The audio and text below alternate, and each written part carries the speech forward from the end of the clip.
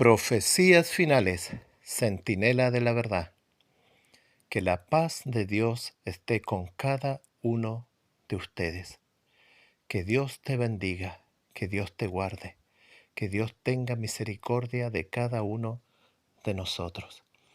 En el nombre de Jesús quiero pedir la autorización para poder realizar un nuevo video, un nuevo audio.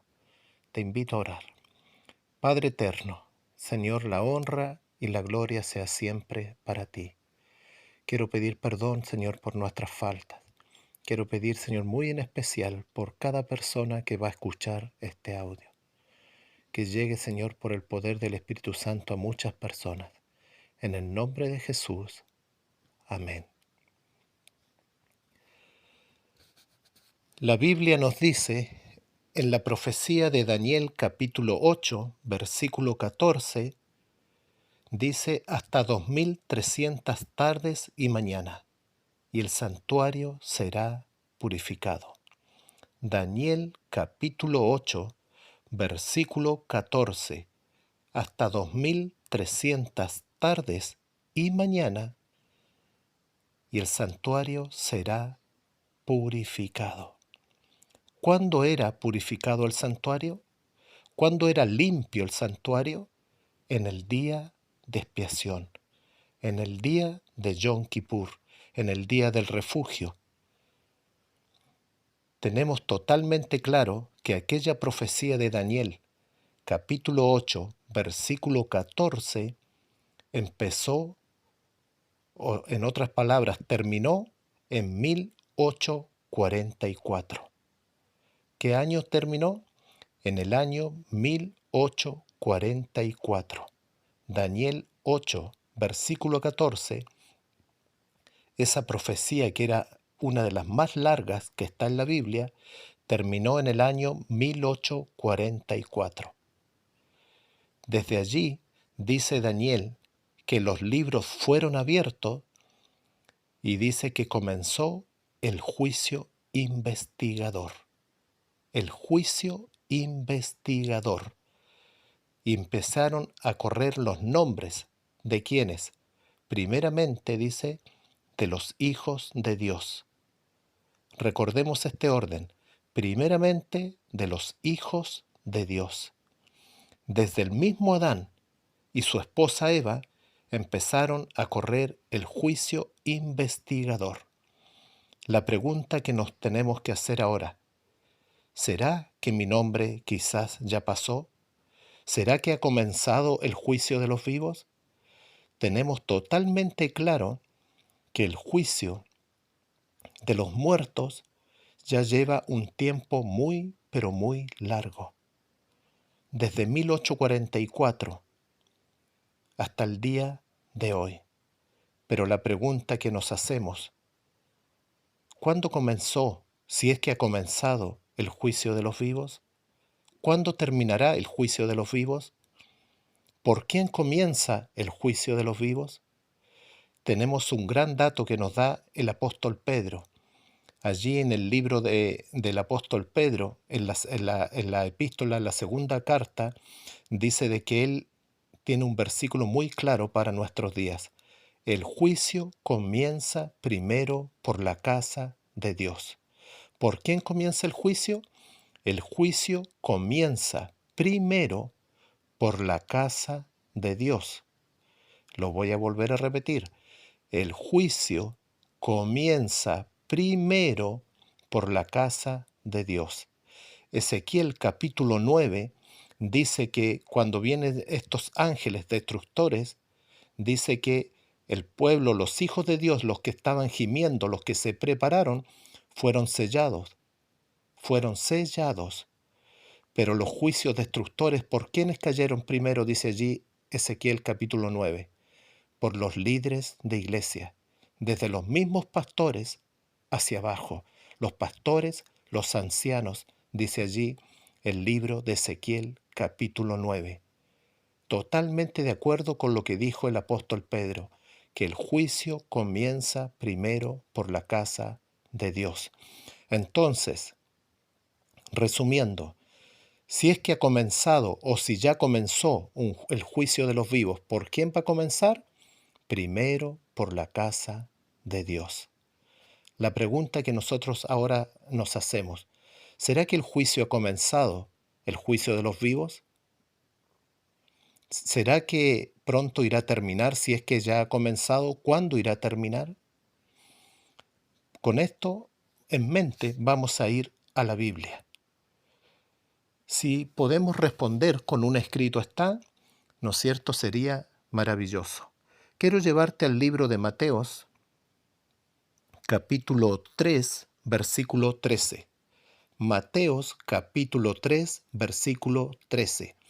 Vamos a demostrar bíblicamente tres episodios que están en la Biblia, que nos dan un orden cronológico bíblicamente que nadie puede refutar porque está con un escrito está. Veamos qué es lo que la Biblia nos dice en cuanto a esto. Mateos capítulo 3, versículo 13 dice lo siguiente. Entonces Jesús vino a Galilea, a Juan, al Jordán, para ser bautizado por él. Mas Juan se le oponía diciendo, yo necesito ser bautizado por ti, ¿y tú vienes a mí? Pero Jesús le respondió, deja ahora, porque así conviene que se cumpla toda justicia. Entonces le dejó, y Jesús después que fue bautizado, subió luego del agua, y he aquí los cielos se le fueron abiertos, y vio al Espíritu de Dios que descendía como paloma, y venía sobre él. Y hubo una voz del cielo que decía, este es mi Hijo amado, en quien tengo complacencia. ¿Cuál es el primer orden bíblicamente que nosotros vemos aquí? El sellamiento del Espíritu Santo sobre Jesús. ¿Cuál es el primer orden bíblicamente que nosotros vemos aquí? El sellamiento del Espíritu Santo sobre Jesús. ¿Por qué digo el orden? Porque vamos a ver enseguida lo siguiente. Mateos capítulo 4, el versículo siguiente. Entonces Jesús fue llevado por el Espíritu al desierto para ser tentado por el diablo, por Satanás. Estimados amigos, podemos estar diciendo y hablando y comentando mucho sobre el juicio, especialmente el juicio de los vivos, que es lo que a nosotros nos importa en estos días. La Biblia nos dice claramente en este párrafo que acabamos de leer que Jesús primero fue bautizado por Juan el Bautista, recibe el Espíritu Santo y después de eso dice que fue llevado al desierto 40 días y fue tentado por el enemigo con 3 tentaciones. ¿Cuál fue el orden que tú ves aquí? Primero el sellamiento del Espíritu Santo y después la tentación. Vamos por la segunda. El mismo libro, ahora de Hechos, capítulo 2, nos da otro orden que nosotros debiera totalmente claro lo que la Biblia a nosotros nos quiere decir. Hechos capítulo 2 dice lo siguiente. Hechos capítulo 2 versículo 1 dice, cuando llegó el día, ¿cuál día? El día del Pentecostés, estaban todos unánimes, juntos, y de repente vino del cielo un estruendo como de un viento recio que soplaba, el cual llenó toda la casa donde estaban sentados. Y se les aparecieron lenguas repartidas como de fuego, asentándose sobre cada uno de ellos, y fueron todos llenos del Espíritu Santo, y comenzaron a hablar en otras lenguas, según el Espíritu les daba que hablasen. ¿Qué les parece? Dice, cuando llegó el día del Pentecostés. En el año 31 después de Cristo, en el tercer mes del calendario de Dios, descendió el Espíritu Santo sobre los discípulos. En el año 31 del tercer mes del calendario de Dios, descendió el Espíritu Santo sobre los discípulos. ¿Qué les parece? ¿Y por qué nosotros necesitamos ver este orden? Veamos Hechos, capítulo 4, a los días después, ojo, a los días después de que los discípulos recibieron el Espíritu Santo, mira lo que dice. Como título dice, Pedro y Juan. ¿Quién era Pedro? ¿Quién era Juan? Discípulos de Jesús, que ya habían recibido el Espíritu Santo. Hablando ellos al pueblo, vinieron sobre ellos los sacerdotes con el jefe de la guardia del templo. ¿Y quién más dice? Y los saduceos, resentidos de que enseñaban al pueblo y anunciasen en Jesús la resurrección de entre los muertos, y le echaron mano y los pusieron en la cárcel hasta el día siguiente, porque era ya tarde. Busca algún versículo de que cuando Jesús estuvo 3 años y medio con los discípulos, y busca algún versículo que si alguien persiguió a los discípulos. Solamente persiguieron a Jesús hasta que lo crucificaron. Ahora vemos en el libro de Hechos, capítulo 2, de que los discípulos reciben el Espíritu Santo, son sellados con el Espíritu Santo. ¿Y qué cosa sucedió a los días después? Pedro y Juan son llevados presos por los mismos hermanos, los sacerdotes. Seguramente los mismos que habían crucificado a Jesús, ahora les molestó que dijeran que el Maestro había resucitado. ¿Y qué cosa sucedió? Los colocaron presos. Desde allí en adelante comenzó una persecución tremenda, que fue más notorio cuando mataron al diácono Esteban, apedreado dentro de un pozo. Incluso el mismo Saulo, que después sería convertido, estaba allí presente. Pero la pregunta es, ¿cuál fue el orden cronológico de esto? Primero el sellamiento del Espíritu Santo, después la persecución. Totalmente claro. ¿Cuál es la tercera? Corría el año 66 después de Cristo, corría el año 66 después de Cristo, más o menos para una fecha del día de expiación, por ahí entre septiembre y octubre, cuando se festejaba el día de expiación, dice que llegaron los romanos. ¿Quiénes llegaron? Los romanos. Y dice, ¿qué cosa hicieron? Sitiaron a Jerusalén.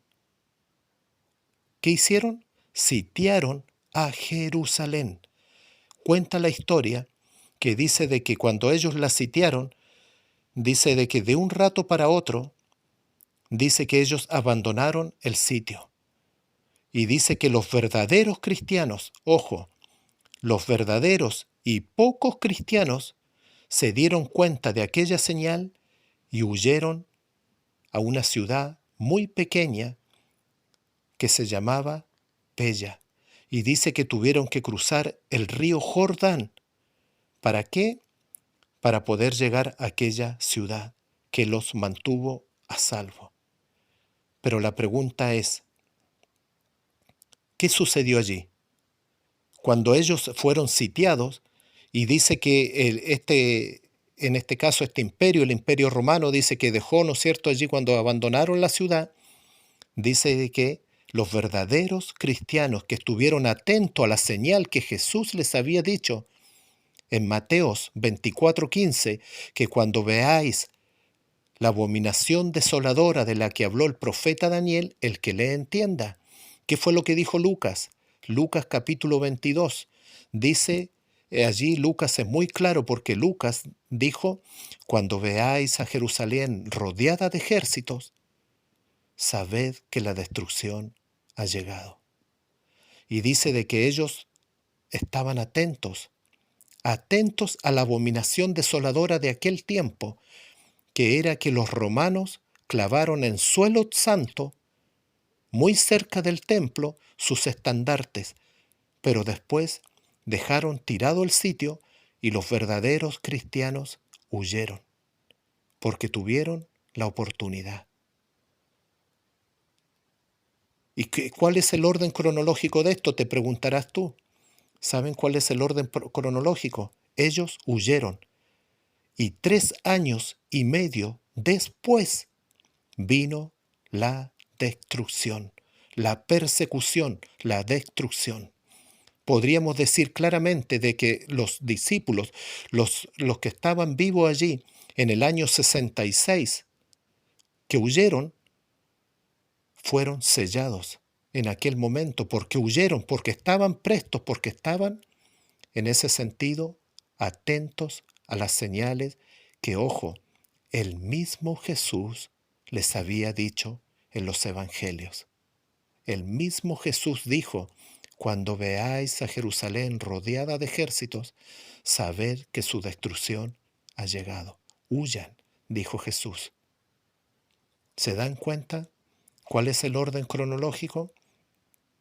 Volviendo a la pregunta que muchos podemos hacernos con el juicio de los vivos. Hemos visto 3 cosas bíblicamente de que primero, en los tiempos de Jesús, en los tiempos de los discípulos, incluso después, siempre primero vino un sellamiento del Espíritu Santo y después la persecución. ¿Por qué será de que ahora podríamos pensar que va a ser al revés?